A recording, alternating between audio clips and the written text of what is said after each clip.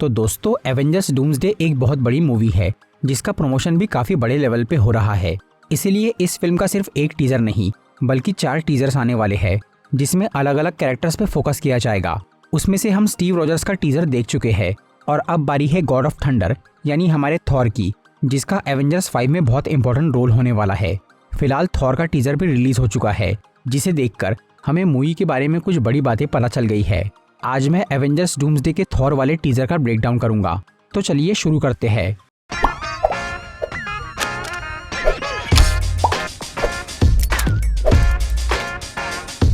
इस टीजर में हमें थॉर एक जंगल में जाता हुआ नजर आता है, जहां वो बीच में रुक के अपने घुटनों के बल बैठता है और प्रार्थना करना शुरू करता है।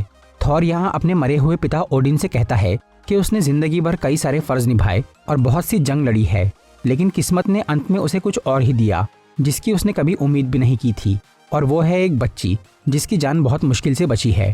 थॉर अपने पिता से विनती करता है कि वो उसे बहुत सारी शक्ति दे ताकि वो फिर से लड़ पाए और एक नए दुश्मन को हराकर अपनी बेटी के पास लौट सके। उसे कोई योद्धा नहीं बनना है, बस अपने बच्चे की रक्षा करना है।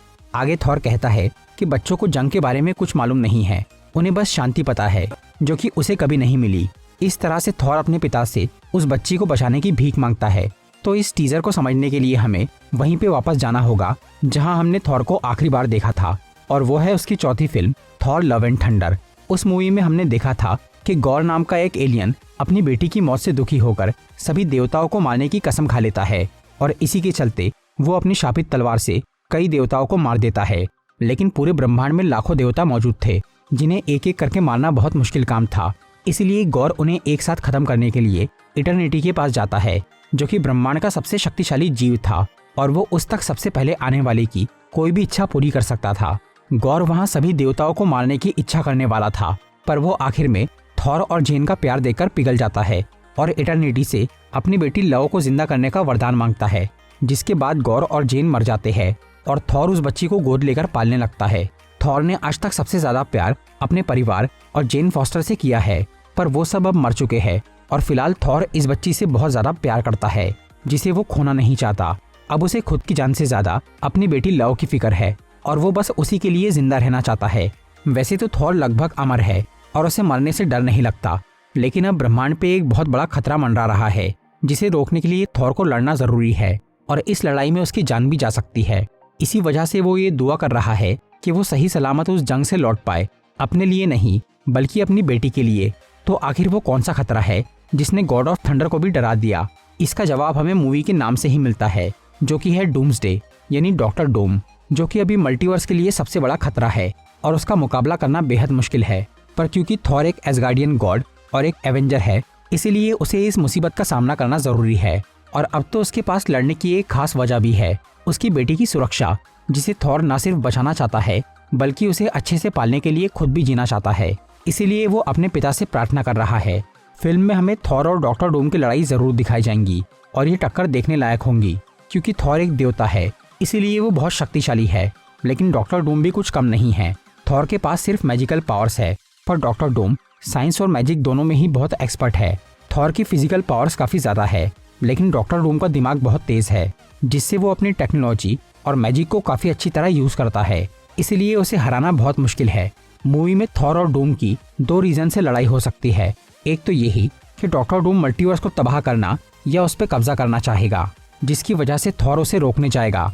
या फिर एक और इंटरेस्टिंग रीजन ये है कि डॉक्टर डूम थॉर की बेटी को किडनैप कर लेगा। ये बात सुनने में काफी अजीब लग रही होंगी, लेकिन इसकी एक बहुत खास वजह है। थॉर की बेटी लव कोई मामूली बच्ची नहीं है, वो बहुत शक्तिशाली है। थॉर लव एंड थंडर में हमने देखा था कि जब इटर्निटी ने गॉर की बेटी को नई जिंदगी दी थी, तब उस बच्ची में कुछ शक्तियां भी आ गई थी। लव जब दोबारा जिंदा हुई थी तो उसी सीन में वहां पानी में उसकी परछाई में इटर्निटी दिख रहा था। इसका मतलब ये है कि लव इटर्निटी का ही नया रूप है, या फिर उसमें इटर्निटी की कुछ शक्ति आ गई है, जो कि हमने मूवी के एंड में भी देखा था। वहां लव अपनी आंखों से लेजर फायर कर रही थी। तो इटर्निटी से जुड़ना कोई मामूली बात नहीं है। कॉमिक्स में इटर्निटी बहुत पावरफुल कॉस्मिक बीइंग है, जो कि असल में यूनिवर्स का ही जीता जागता रूप है। इसी वजह से कॉमिक्स में कई बार डॉक्टर डूम ने इटर्निटी की शक्ति चुराने की कोशिश की है। तो थॉर 4 मूवी में लव का इटर्निटी से जो कनेक्शन दिखाया गया है वो सिर्फ टाइम पास के लिए नहीं था, बल्कि उसका एक बहुत खास मीनिंग है। जो कि अब हमें एवेंजर्स डूम्सडे की स्टोरी में पता चलेगा। शायद यहाँ डॉक्टर डूम लव को मार के उसकी शक्ति छीनना चाहे, जिसे थॉर रोकने जाएगा और इसीलिए उन दोनों में भयानक लड़ाई होंगी। इसके अलावा एक और नोटिस करने वाली बात यह है कि अब तक एवेंजर्स 5 की जो भी फुटेज सामने आई है उसमें हमें सुपर हीरोज के बच्चे दिखाए गए हैं। सबसे पहले तो फैंटास्टिक फोर फर्स्ट स्टेप्स के पोस्ट क्रेडिट सीन में डॉक्टर डूम के पास रीड और सू का बच्चा फ्रैंकलिन था। फिर डूम्सडे के पहले टीजर में स्टीव रॉजर्स का बच्चा दिखाया गया और अब थॉर वाले टीजर में उसकी बेटी लव दिख रही है, जिसके अंदर इटर्निटी की पावर्स है। फ्रैंकलिन के पास भी बहुत ज्यादा कॉस्मिक एनर्जी है। इस हिसाब से हम ये भी मान सकते हैं कि स्टीव रॉजर्स के बच्चे में भी कोई पावर होंगी। इसलिए एवेंजर्स 5 में बच्चों की बहुत इंपॉर्टेंस लग रही है, जिसकी वजह से डॉक्टर डूम बच्चा चोर बन जाएगा और वो उनकी शक्तियों से मल्टीवर्स पे कब्जा करेगा। अब इस टीजर की कुछ स्मॉल डिटेल्स की बात करें तो सबसे पहले यहाँ हमें थॉर के बाल काफी छोटे दिखे, जबकि आखिरी बार उस फिल्म में थॉर के बाल बड़े थे। इन छोटे बालों को देखकर हमें थॉर रैग्नारॉक और एवेंजर्स इन्फिनिटी वॉर की याद आती है, जिसमें थॉर का रोल काफी बढ़िया था।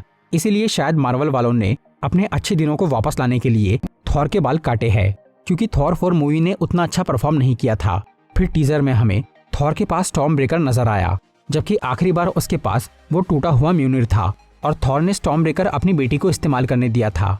तो हो सकता है कि फिलहाल उसने वो हथौड़ा वापस न्यू एसगार्ड में रख दिया हो, जहां वो जेन फॉस्टर के उठाने से पहले रखा हुआ था। लेकिन एवेंजर्स डूम्सडे की फाइनल बैटल में हमें थॉर के पास उसके दोनों हथियार दिख सकते हैं, जैसे एवेंजर्स एंड गेम में थे। और अगर कैप्टन अमेरिका फिर से म्यूनिर उठा ले तो मजा ही आ जाएगा। फिर टीजर में हमें थॉर और उसकी बेटी एक पुराने स्टाइल के घर में नजर आए, जो कि लव एंड थंडर की एंडिंग से बिल्कुल अलग है।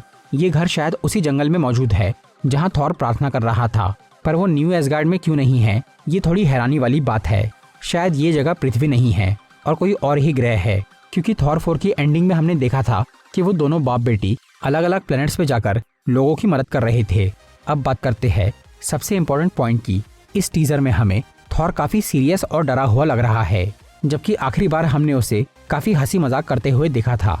इसका मतलब ये है कि ब्रह्मांड पे एक बहुत बड़ी मुसीबत आई है और उसे जो भी रोकने जाएगा उसके मरने के चांस काफी ज्यादा है, जिसने तूफान के देवता को भी डरा दिया है। और डॉक्टर डूम एक बड़ा विलन तभी बन पाएगा जब वो किसी बड़े हीरो को मार दे। और क्योंकि अब MCU में थॉर को काफी लंबा समय हो चुका है, इसलिए वो एवेंजर्स डूम्सडे या सीक्रेट वॉर्स में मर सकता है और इतने बड़े और पुराने सुपर हीरो की मौत देखने लायक होंगी, जिससे पूरी मूवी और डॉक्टर डूम का लेवल बहुत बढ़ जाएगा। वैसे ये सब बातें सिर्फ एक फैन थ्योरी है और असली मूवी में कुछ और भी हो सकता है। तो दोस्तों, ये था एवेंजर्स डूम्सडे के दूसरे टीजर का ब्रेकडाउन। अगर आपको ये वीडियो अच्छी लगी हो तो इसे लाइक और शेयर जरूर करिए, और ऐसी ही इंटरेस्टिंग वीडियोस देखने के लिए सब्सक्राइब कीजिए हमारा चैनल और इस बेल आइकन को दबाइए ताकि आपको हमारी वीडियोस सही टाइम पर मिल सके। I'm walking alone, the streets are empty. The only thing I can see is my own silhouette. I'm getting stronger, step by step. The clock is ticking, but there's no time for